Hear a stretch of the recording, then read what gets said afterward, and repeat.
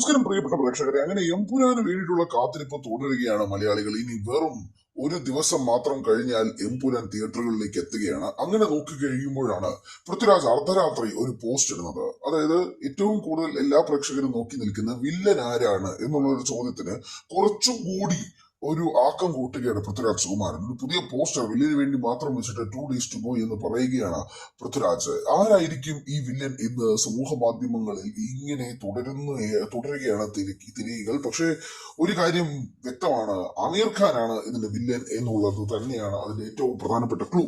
കാരണം രണ്ടുണ്ട് ഈ ചിത്രത്തിൽ. എമ്പുരാനിൽ തന്നെ ആമീർ ഖാന്റെ സഹോദരി ഒരു പ്രധാനപ്പെട്ട വേഷം കൈകാര്യം ചെയ്യുന്നുണ്ട് എന്നുള്ളതാണ് മനസ്സിലാക്കുന്നത്. അതോടൊപ്പം തന്നെ ഈ ചിത്രത്തെ കുറിച്ച് ആമീർ ഖാന് ബന്ധമുണ്ട് എന്നുള്ളതും കൂടി പറയണമല്ലോ. കാരണം ആമീർ ഖാന്റെ സഹോദരിയാണ് ഈ പ്രിയപ്പെട്ട താരം എന്നുള്ളത് വളരെ വൈകിയാണ് പൃഥ്വിരാജ് സുകുമാരൻ അറിയുന്നതെന്ന് ഒരു പ്രസ് മീറ്റിൽ പൃഥ്വിരാജ് പറയുന്നു. അതോടൊപ്പം തന്നെ ആമീർ ഖാൻ ചോദിക്കുന്നുണ്ട് തന്റെ സഹോദരി നന്നായിട്ട് ഈ വേഷം കൈകാര്യം ചെയ്തിട്ടുണ്ടോ എന്നുള്ളത്. അതായത് ആമീർ ഖാൻ ഈ സിനിമയിൽ ഇൻവോൾവ് ആയിട്ടുണ്ട് എന്നുള്ളത് വ്യക്തമാണ്. അല്ലാത്ത പക്ഷം ഒരിക്കലും തന്റെ സഹോദരി മികച്ച വേഷമാണ് കൈകാര്യം ചെയ്തതെന്ന് ആമീർ ഖാൻ ചോദിക്കില്ല എന്നുള്ളത് വാസ്തവമാണ്. കാരണം ആമീർ ഖാന്റെ സഹോദരി ഇതിനു മുമ്പും പല സീരിയലുകളും സിനിമകളും ഒക്കെ ചെയ്തിരുന്നതാണ്.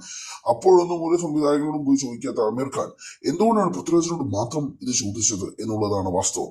അങ്ങനെയാണെങ്കിൽ ആമീർ ഖാൻ തന്നെയായിരിക്കാം ഈ ചിത്രത്തിലെ വില്ലൻ എന്നുള്ളതാണ് കാര്യങ്ങൾ മാറുന്നത്.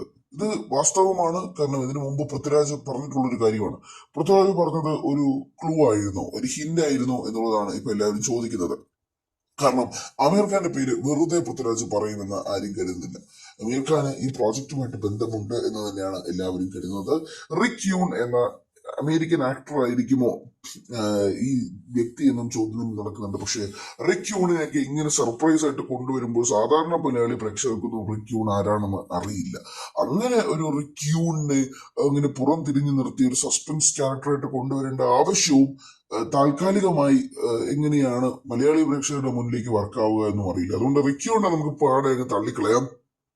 പറയുന്നത് ആമിർ ഖാനെ തന്നെയാണ്. ആമിർ ഖാൻ അറിയാത്ത മലയാളികൾ ആരും തന്നെ ഇല്ല. ഇന്ത്യൻ സിനിമ പ്രേക്ഷകരിൽ ആരും ഇല്ല. ഖാൻമാരുടെ ഖാനുകളിൽ ഒരാൾ തന്നെയാണ് ആമിർ ഖാൻ. അപ്പോൾ ആമിർ ഖാനെ എങ്ങനെയായിരിക്കാം ഈ സിനിമയിൽ പോർട്രേ ചെയ്യുക, എന്ത് തരം വില്ലനായിരിക്കാം, പ്രത്യേകിച്ച് L3 വരുമ്പോഴേക്കും ആമിർ ഖാൻ എങ്ങനെയാണ് വരിക, ഇതൊക്കെ തുടങ്ങി നിരവധി സംശയങ്ങളും കാര്യങ്ങളും ഒക്കെ ഒരു ഭാഗത്തായിട്ട് ഇങ്ങനെ നിൽക്കുകയാണ്. എന്തായാലും ലൂസിഫർ 27-ാം തീയതി റിലീസിന് ഒരുങ്ങുകയാണ്. എല്ലാ കോണിലും ലൂസിഫറിന്റെ ചർച്ചകൾ മാത്രമാണ്.